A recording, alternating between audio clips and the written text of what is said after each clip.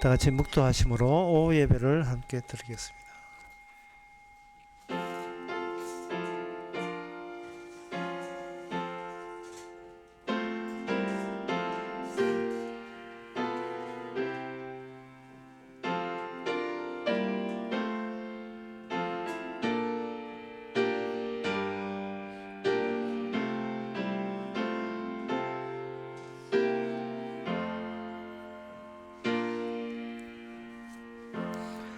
지존자의 은밀한 곳에 거하는 자는 전능하신 자의 그늘 안에 거하리로다. 내가 여호와를 가리켜 말하기를 저는 나의 피난처요 나의 요새요 나의 의뢰하는 하나님이라. 이 세상에 은밀한 곳이 없다고 얘기했지만 주님의 손바닥 밑에 주님의 눈동자 안이 바로 성도에게 있어 은밀한 곳임을 저희들이 깨닫게 해주시고, 하나님의 보는 관점에서 같이 세상을 바라볼 수 있는 관점을 이 시간을 통해서 허락해 주시옵소서. 예수님 이름으로 기도합나이다. 아멘. 찬송가 335장 합시다.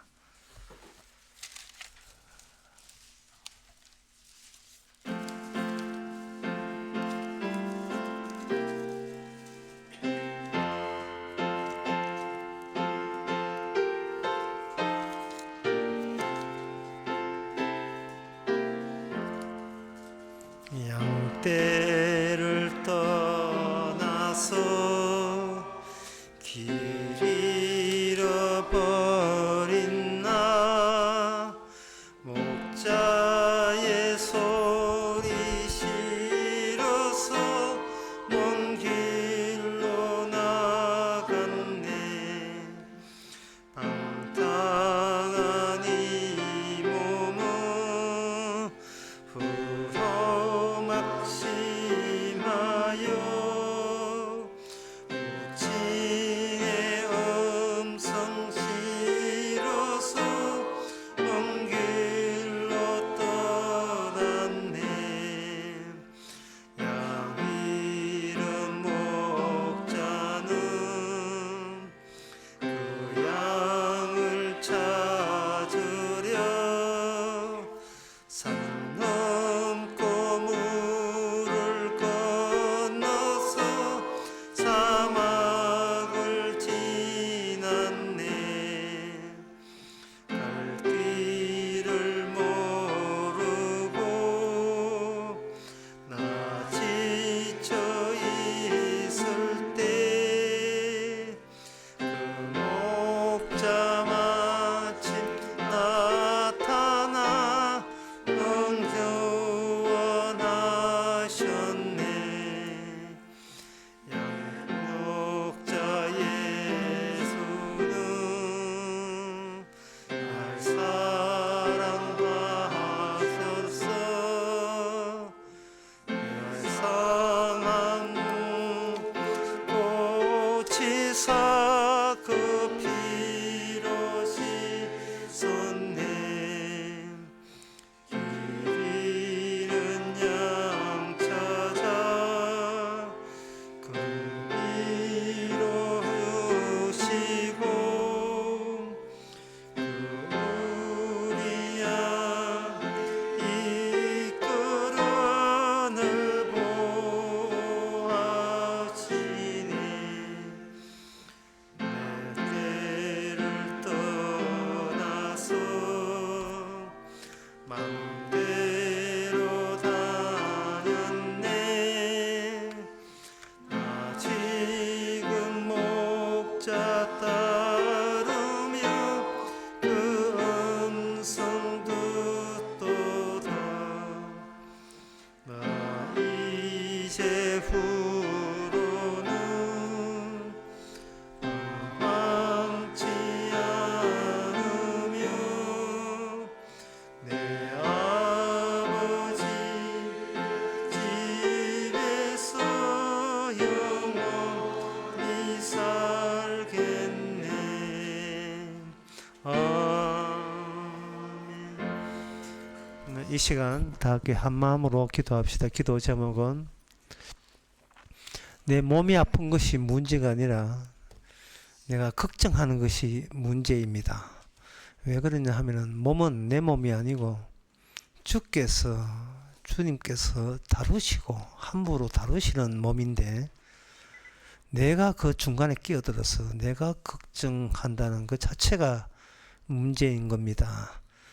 우리 자신이 문제인 것을 드러내기 위해서 때로는 몸이 아프고 때로는 잘 되고 때로는 내 마음대로 안 될 때 다시 한번 원래의 자리, 내 것이 주의 것이고 주의 몸인 것을 깨달을 수 있도록 다 같이 기도합시다.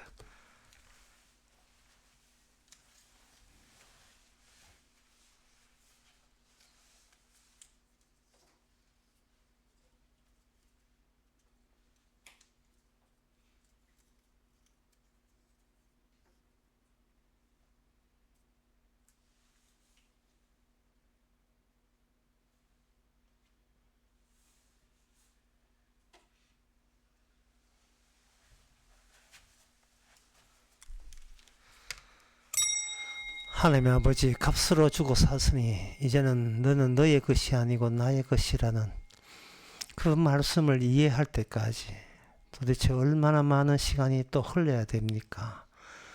속히 우리가 내 뜻 버리고 주 뜻에 기쁨으로 동참하고 합치될 수 있도록 오늘 또 말씀을 허락해 주시옵소서. 예수님의 이름으로 기도합나이다. 아멘.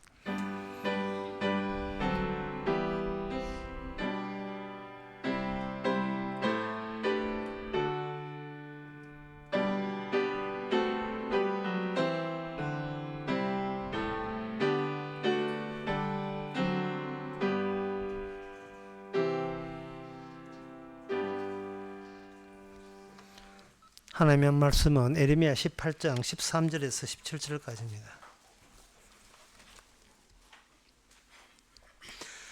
그러므로 나 여호와의 이같이 말하노라. 너희는 누가 이러한 일을 들었는가? 열방 중에 물어보라.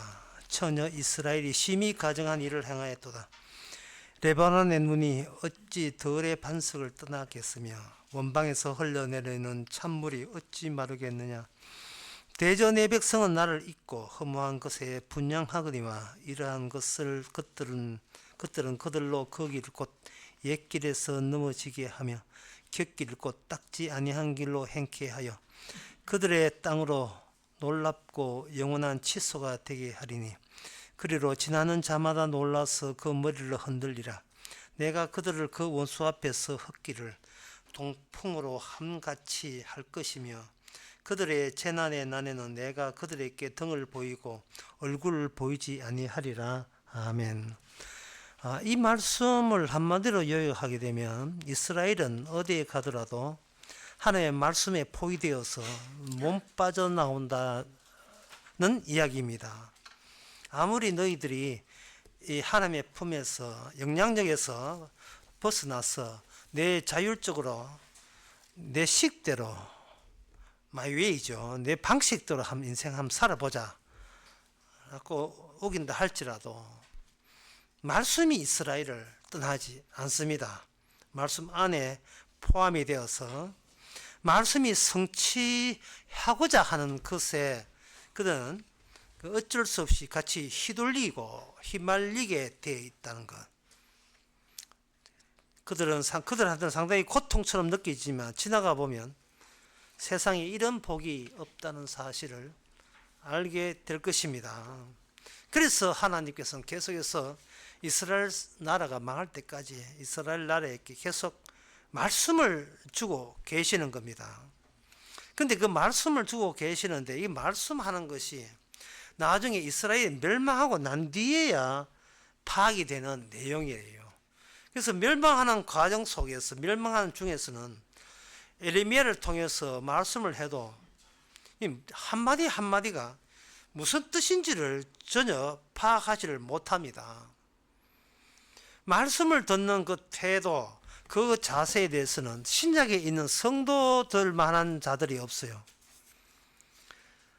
누가복음 7장에 거기에 죄 많은 여인 하나가 등장하는데 죄 많은 여인이 자기의 모았던 모든 향수를 예수님의 발 앞에 일시에 한꺼번에 그걸 다 쏟아 부었습니다. 이건 누가 봐도 허비하는 거예요. 이런 낭비가 없습니다. 당연히 그 주위 사람한테 욕 바가지 얻어먹지요. 얼마나 그 비싼 향수냐 라고 주위에서 수긍대면서 바리새인들이 공격할 때에 예수님이 이 여인을 대신해서 변호해 줍니다. 향수가 비싸냐? 비싸지요. 그러면 그 여인이 소유하고 있는 향수를 소유하고 비싼 향수를 소유하는 그 여인이 예수님 앞에서 내가 아무것도 아니라고 여기는 그 가치는 이 향수 값보다 더 월등하다는 겁니다. 향수를 내가 비싼 걸 갖고 있으면서 나의 가치가 보다 나를 버림으로써 도리어 나는 나보다 더 가치 있는 분과 함께 있다는 그 가치, 그걸 왜 너희들은 모르냐 하는 겁니다. 이것이 바로 그래서 주님께서는 사랑받음이 많은 죄를 사했기 때문에 많이 사랑한다는 그 누가복음 7장 47절의 말씀이 그렇게 정리가 되는 거예요. 이것을 그대로 예레미야 오늘 본문에다가 한번 적용시켜 봅시다. 예레미야 이야기 해봐야 그 당시나 사람들이 뭐 하더래요. 그런데 신약의 성도기 때문에 비로소 우리는 예레미야를 파악할 수가 있습니다. 예레미야는 하나님의 말씀은 율법에 포위됐다, 말씀에 포위됐다고 이야기했고요. 오늘 본문의 경우에는 두 가지 개념의 포위가 됐어요. 하나는 뭐냐? 처녀 이스라엘이거든요. 13절에 처녀 이스라엘, 처녀에 포위되어 있고, 또 하나는 뭐냐 하면은 이 눈 말고 하늘에서 내리는 그 눈에 포위되어 있어요. 14절 레바논의 눈이 어찌 들의 반석을 떠나겠으며. 요 대목.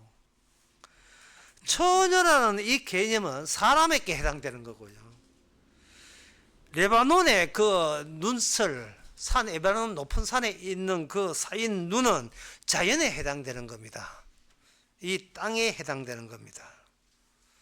하나님께서는 인간에게 주는 처녀라는 개념으로 이스라엘을 포위하고 사로잡고, 레바논의 눈에 쌓인 그 눈에 의해서 너희들이 살고 있는 땅을 장악하고 포위하고 있습니다. 둘 다 공통점이 있어요. 뭐냐 하면 둘 다 그게 안 보인다는 겁니다. 왜 안 보이냐 하면 레바논의 눈이 어디를 흘러내냐 하면은 비표면에 흘러내는 게 아니고 이 지하수로 흘러내립니다.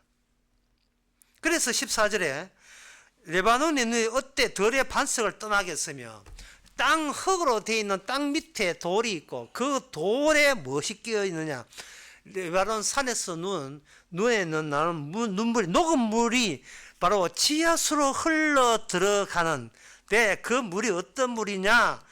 찬물이라고 되어 있어요. 14절에 원방에서 흘러내는 찬물이 어찌 마르겠는가 이래 됐어요. 그러니까 땅 위로 지표물로 흘러버리면 물이 말랐네. 아이고 우리 죽었어. 우리는 끝났어. 물이 없어 못 살겠어. 이렇게 하고 있는데, 이렇게 하나님이 우리를 이렇게 물 없도록 이렇게 방치해야 되겠습니까? 우리를 이렇게 힘들게 하십니까? 라고 한다면 그 땅 밑에 한결같이 흘러내 보내주는 아주 찬물, 귀한 물, 차가운 물이지만 깨끗한 물, 그 물이 너희를 흘러가고 있잖아 라고 언급하는 거예요. 근데 너희들은 뭐냐? 그걸 파악하지를 못하고 그 눈치채지를 못한다는 거예요. 그 똑같은 방식은 뭐냐 하면은 하나님께서 이스라엘을 처녀라고 불렀어요. 처녀 이스라엘. 그런데 그들은 그 이스라엘이 처녀란 말을 전혀 이해 못해요. 이해하는 사람은 누가복음 7장에 나오는 그 향수 다 뿌린 죄 많은 여인이나 이해되지, 다른 사람은 이해 못합니다.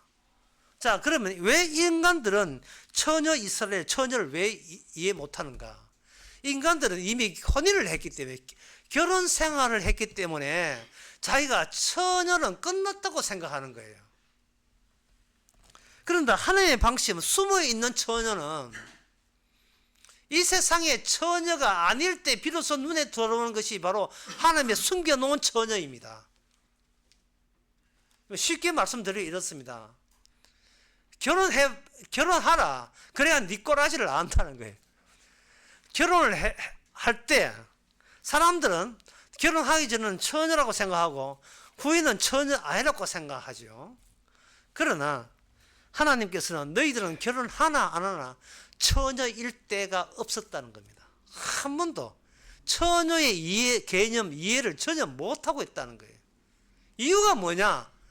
제대로 된 남편하고 혼인한 적이 없기 때문에 그렇다는 거예요. 성경 본문이 상당히 어렵다 하지만 그 어려움 중에 하나가 창세기 2장 23절부터 22절부터 25절까지입니다. 제가 한번 후딱 읽어보는데 여러분들이 이거 뭐 뜻인지를 여러분 나름대로 한번 생각해 주시기 바랍니다.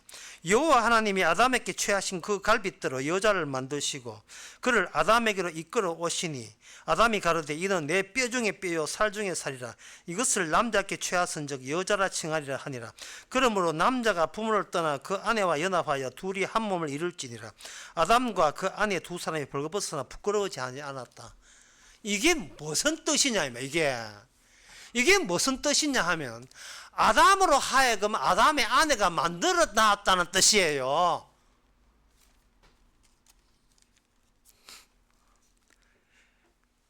내 몸에 난 것이 도로 내 몸으로 붙어 있게 된다는 겁니다. 사람은 하나밖에 없고요. 하나밖에 없는 사람의 갈빗대로서 여자를 만들어도 그 여자는 도로 그 아담에게 하나로 연결되어 있는 떨어져 나가지 못하는 자로서의 여자입니다. 그러니까 이 세상에 있어서의 어떤 다른 가정에 남자가 있고 다른 가정에 여자가 있어서 둘이 혼인을 해서 결혼한다. 이것은 하나님이 원래 원했던 혼인이 아니라는 겁니다. 그거 혼인이 아니고 하나님의 뜻도 아님을 네가 혼인해보고 그걸 알아라는 겁니다. 그래서 그 에베소서 5장에 보면 한 번도 혼인해 본 적도 없는 사도 바울이 이 혼인에 대해서 얼마나 큰 소리 치는지요. 쥐는 혼인한 적도 없으면서 아내 된 자가 어떠니 남편 된 자가 어떠니 하고 오지랖 하면 되지. 아주 깊이 있게 관여적인 말을 해요. 본인은 혼인한 적도 없는데 아내들이 남편에게 복종하기를. 이게 이 세상에 혼인에 이런 일은 없어요. 남편들아 아내 사랑하기를 주님께서 교회에서 목숨을 바친 것처럼 해라. 이런 남편은 뭐 눈 안 닦고 봐도 괜찮아요. 없어요. 그런 남편이 없어요. 그러니까 기쁜 소식은 뭐냐? 우리의 모든 결혼은 무효라는 겁니다. 아이고 서로 막 기쁜 소식이 입이 막 벌어진다. 우리가 인간이 하는 모든 결혼은 무효고 그거 난 자식도 다 무효예요. 자식도 아니에요. 그러면 혼인을 왜 하게 하느냐? 내가 이 남자가 이게 남편도 아니고 사람도 아니다 것을 깨닫는 거예요.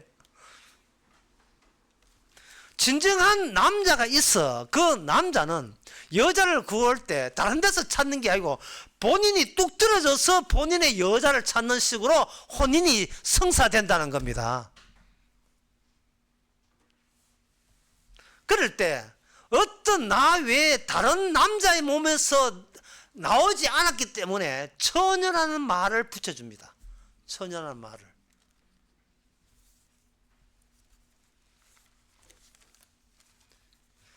우리가 이런 이야기가 과연 우리 인간의 행함으로 성사될 수 있는 말씀인가? 하나님께서는 그거 성사시키려고 하지 마라. 가만히 있어. 내가 다 해줄게. 가만히 있어. 내가 다 해줄게. 바로 그런 식으로. 그러면 어떤 식으로 나로 하여금 방금 창세기 22장에 온전한 혼인을 하게 해주시겠습니까? 내가 일단 너를 음녀로 만들어줄게. 여자는 음녀, 남자는 엄청난 남자로 만들어줄게. 이게 바로 호세아 1장에 나온 내용입니다. 이스라엘을 사용하시는 이야기예요. 호세아 1장에서 호세아 선지자가 의도적으로 고멜이라는 음란한 아내를 만나서 혼인을 했어야 했습니다. 음란한 아내가 뭐 취향이라서 그런 게 아니고 하나님의 지시에 따라서 그렇게 하는 거예요. 그 결과가 뭐냐? 그 결과가 오늘 에레미야에 나오는 그 17절의 말씀이 결과가 나옵니다. 내가 그들을 그 원수 앞에서 헛기를 동풍으로 함같이 할 것이며 그들의 재난의 날에 내가 그들로 등을 보이고 이래 됐어요. 이양 어려운 거 더 어렵게 해드리겠 수밖에 없습니다. 이스라엘로 하여금 완전히 해체시켜서 이스라엘 사람 하나하나를 이방 나라 민족에 다 씨 뿌리듯이 흩어버리는 거예요. 이스라엘 없다 해가 다 하나님께서 이스라엘을 세우시고 부셔버리는 겁니다.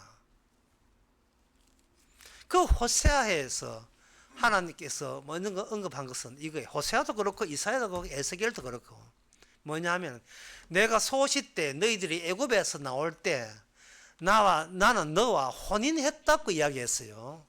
나는 여호와고 너는 내 아내였었다라고 이야기합니다. 그런데 아무리 그 출굽출굽 찾아봐도 그런 내용이 안 나와요. 너는 내 아들이라는 말 나오지 너는 나의 신부였다는 그 이야기는 없어요. 이건 호세아에 처음 나오는 거예요. 이사야 같은 데 예언돼 있고 이 처음 나오는 겁니다.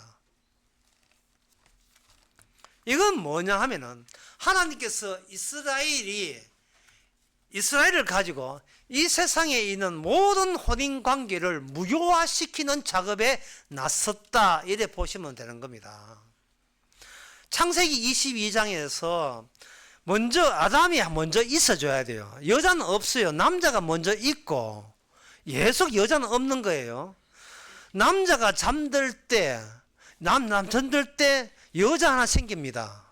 그러니까 이 말은 뭐냐 하면은 두 사람이라는 것이 성립될 수가 없다는 거예요. 두 사람이 자기 몸이 나갔다가 도로 부는데 이게 무슨 두 사람이냐는 겁니다. 다만 왜 하나님께서 처음부터 아담 한 몸은 되는데 왜 여자를 왜 만들어 놨는가? 그것은 두 사람처럼 보이면서 실은 한 사람이 되는 것이 하나님 아버지께서 창세전부터 계획했던 바로 혼인관계, 예수님의 신부, 예수님의 몸을, 예수님을 중심으로 한 혼인관계가 이 과정을 거쳐야 성사된다는 것을 처음 아담과 하와 만들 때부터 그 정보를 거기다가 삽입시켜 놓은 거예요. 인간은 하나님이 다루기 나름이에요. 하나님께서 원하는 뜻을 드러내기 위해서 인간을 철저하게 활용하고 사용하신 겁니다. 인간은 그 하나님한테 당한 거야. 그냥 당했어요. 즐겁게.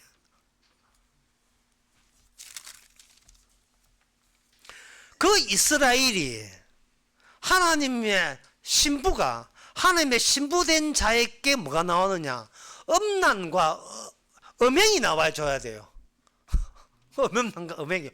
그 창세기 그 아담과 하와로 이어졌던 그 취지 있던 이스라엘.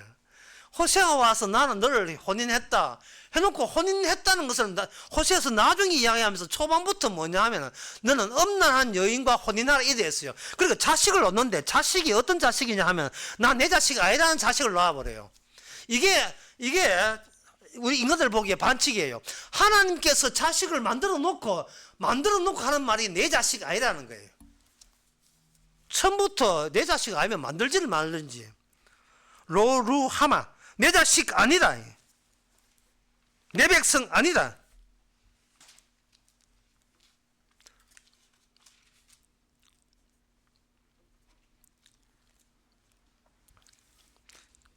그 아들 이름이 그 로후라마 한 게 있거든요. 이름이 로암미가 내 집 백성 아니다. 로후라미가 뭔 뜻이냐 하면 긍휼히 여김을 받지 못할 자란 뜻이에요. 딸 이름이 로마는 그 아들이고 딸이에요. 첫 번째 나 이름은 이스라엘께서 흩어지는 거예요. 이렇게 부셔서 가루를 만들어서 그 가루를 버리는 게 아니에요. 죽은 사람 그 해골을 어디 바닷가에 뿌리는 것처럼 어떻게 만들어 놓고 어디 나무 밑에 수목장 하듯이 뿌리는 것처럼 주님께서는 자기 백성 이스라엘을 부셔놓고 부셔놓고 뿌리는데 뿌릴 때 그냥 부셔놓은 것이 아니고 진짜 내 아내 아니고 내 색시 아니고 이거는 처녀 아니고 전혀 하나님의 혼인잔치에 신부로서 부적절하다는 사실을 뿌리는 겁니다. 전 세계에다 뿌리는 거예요. 뿌릴 때 왜 이 이스라엘 백성들이 자기 하나님한테 왜 이렇게 당했지? 그러면 긍휼함을 입지 못하기 위해서 또 내 백성 아니기 때문에 내 백성 아니라는 이 사실이 호세아에서 보여주는 겁니다. 그러면 내 백성 아닌 걸 통해서 주께서는 무슨 이야기를 하고 싶으냐? 내 백성은 이런 것이 아니고 처녀 이스라엘이어야 된다. 처녀여야 된다. 처녀. 처녀여야 된다는 겁니다. 그러면 사람들에게 처녀라고 하면 뭐냐면 혼인하지 않는 사람이라는 거죠. 혼인하지 않는 여인이라는 뜻이죠. 바로 그거죠. 바로 혼인, 이 세상에 어떤 누구도 혼인하지 않고 혼인한 적이 없는 그런 처녀를 하나님께서는 예수님의 신부로 혼인하겠다는 거예요. 그러면 그 방법을 지금 멀쩡하게 이 세상 사람이고 세상 좋다고 같이 덕살 넘고 이미 혼인한 이 사람을 어떻게 예수님의 처녀로 전환될 수 있는지 그 방법이 궁금하지요. 별로 궁금하지도 않은 것 같아요. 그건 뭐냐 하면 율법을 통해서 분명히 음란하고 간음한 여인인데 음란하고 간음하다고 규정 짓는 율법을 던져주고 그 율법의 저절로 물러가게 하는 겁니다. 어떻게 한 방법으로? 우리는 음란한 처녀예요. 뭐 남자는 여자잖아. 뭐 인간들은 처녀인데 우리는 음란한 처녀란 사실을 어떻게 하느냐? 제대로 된 아들 하나님의 신랑과 맞닥뜨리면서 비로소 우리는 음란함을 깨닫게 하는 방식을 사용합니다. 그런데 어느 날 그 남편이 죽었어요. 남편이 죽어버리면 이 아내에게 음란하다 간음하다는 모든 혐의가 이게 없어집니다. 없어지고 뭐가 되느냐? 자유분이 돼요. 로마서 7장 1절에 나온 이야기입니다. 자유인이 되는 겁니다. 그것을 주님께서는 우리에게 어떻게 적용시켰냐 하면은 이게 혼인이 되려면 사랑을 해야 되는데 그 사랑 표현이 벌써 주님께서는 친절하게 사랑 표현을 이렇게 규정했습니다. 창세기 2장 22절에 여호와 하나님이 아담에게 취하신 갈빗대로 여자에게 만드시고 그거를 아담에게 끌어오니 자 하나님께서는 여자를 아담에게 왔습니다. 그때 아담이 해야 될 역할이 있어요. 대사를 쳐야 돼. 대사를 연극에서 무대 아담이 해야 될 그 대사가 뭐냐 하면 이는 내 뼈 중에 뼈요 살 중에 살이라 요 대사를 쳐줘야 돼요. 이게 사랑이에요. 그러니까 이게 어떤 점이 어려우냐 하면은 거울에 비친 나를 상실해야 돼요. 거울에 비친 나는 없어지려고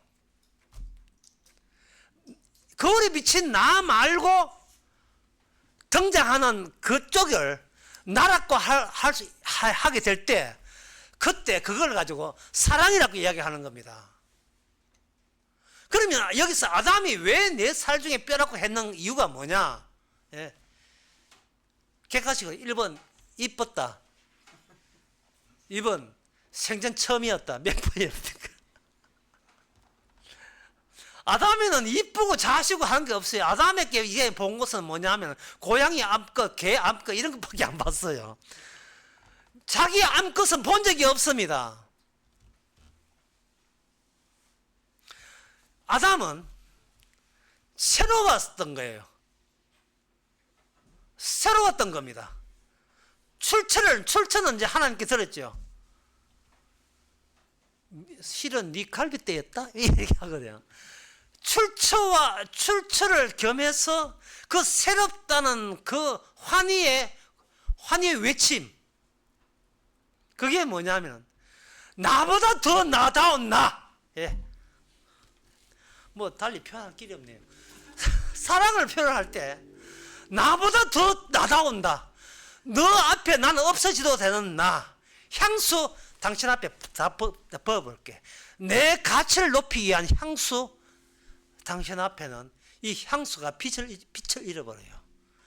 내 잘난 거, 내 이쁜 거, 그 주님 앞에서 다 빛을 잊어버려요. 이걸 가지고 뭐냐 하면 이별할 때 비로소 사랑이 등장한다는 표현입니다. 누구하고 이별이냐? 성도는 자기와의 이별. 이것은 성령이 아니면 불가능합니다. 자기와의 작별이에요. 나하고 빠이빠이 잘 가거라. 그동안 내 가치에 미쳐버렸어. 인간아, 먹든지 마시든지 오로지 나 지키기 위해서, 나를 위해서 살아왔었습니다. 사람의 분노는 왜 생기는데요? 내 지키는데 지장되기 때문에 화가 난 거예요. 정신병은 왜 생깁니까? 마귀 때문에 생기죠. 마귀가 왜 정신병을 만들게 합니까? 자꾸 나에 대해서 집착하게 만들어버린 거예요. 니 그러면 손해난대. 니 그러면 요도 먹는데. 화나지, 그지? 화내지. 약을 살살 올리죠. 성경에 보니까 니 엄난한 여인이래. 성경에 보니까 니 죄인이지. 성나 안 사? 성나지? 성나니까 말씀 공부 열심히 하라고. 자꾸 마귀가 우리로 하여금 멋있는 우리로 만드는데 자꾸 독촉을 하고 촉구를 한 거예요. 애를 키운다, 손자 키운다. 그러면 마귀가 또 여기에 또 역사하죠. 제대로 키웠어? 학교에서 만났으면 가만히 있을 수 있다. 한 좁혀야지. 뭐 이런 거. 자꾸 우리에게 책임감과 나의 높은 도덕성, 윤리성, 나의 가치적 고귀함, 이거 여기에 환장하게 만들어버렸어요. 놓지를 못하는 거예요.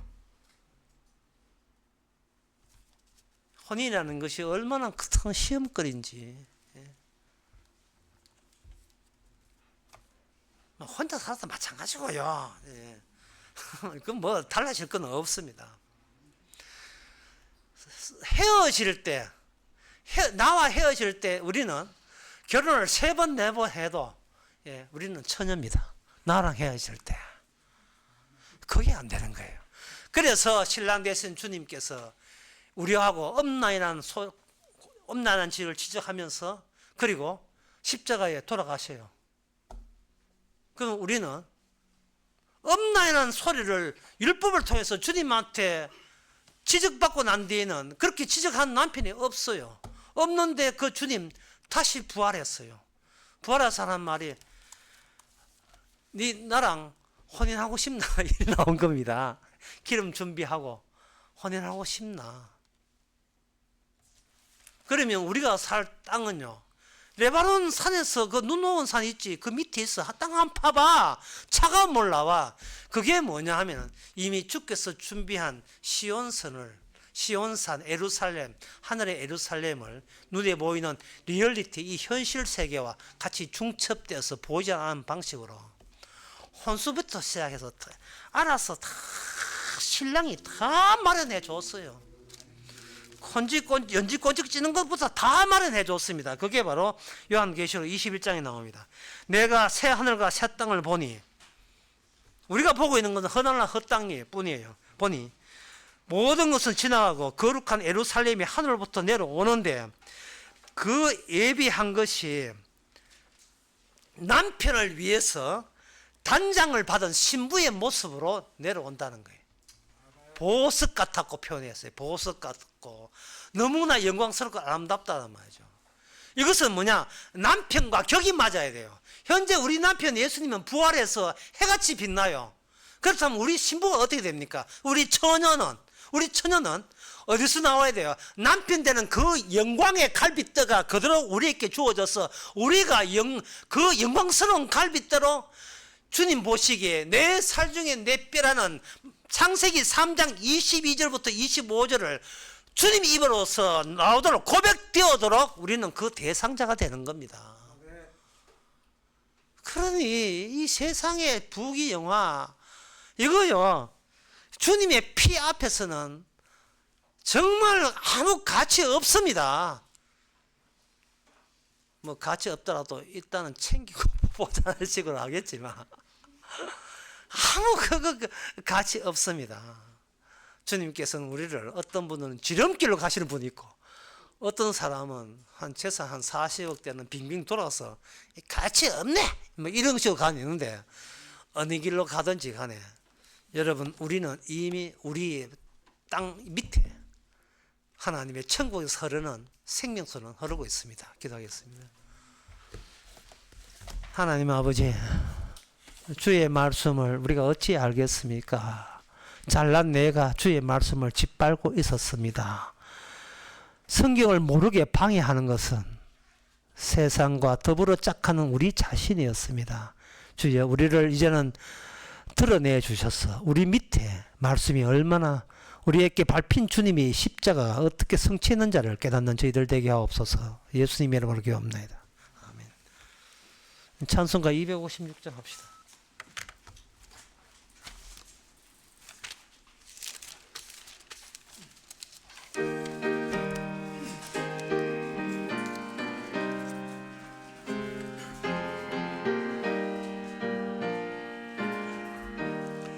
눈을 들어 하늘 보라.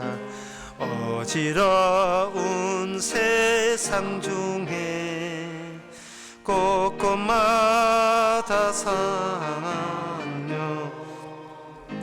단식 소리 들려온다. 빛을 잃은 많은 사람 길을 잃고 헤매이며 당자처럼 귀신하니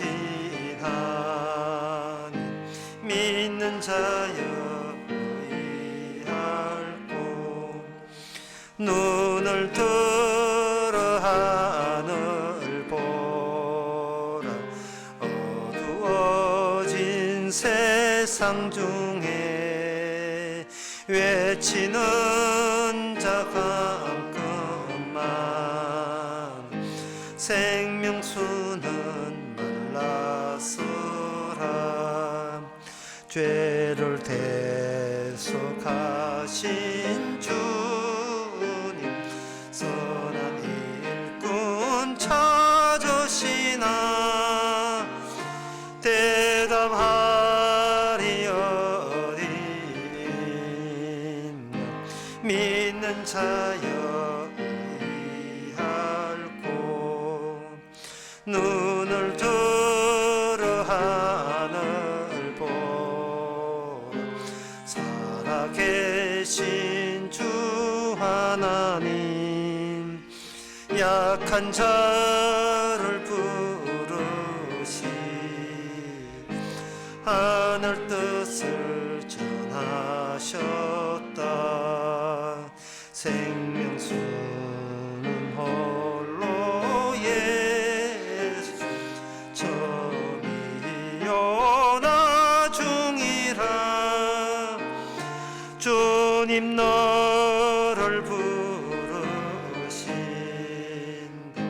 믿는 자여 의할고 눈을 들어 하늘 보라. 다시 사신 그리스도 만 백성을 사랑하사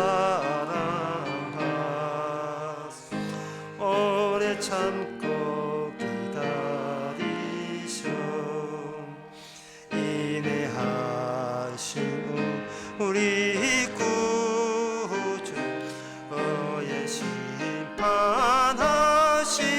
날 꼭 가까이 임하는 믿는 자여 의할고. 기도합시다. 지금은 우리 주 예수 그리스도의 은혜와 하나님의 거짓 사랑과 성령의 충만하심이 우리는 아무것도 한 것도 없는데 주께서 성령으로 신부를 만들어 준 것에 감사하는 모든 성도에게 같이 있을지어다.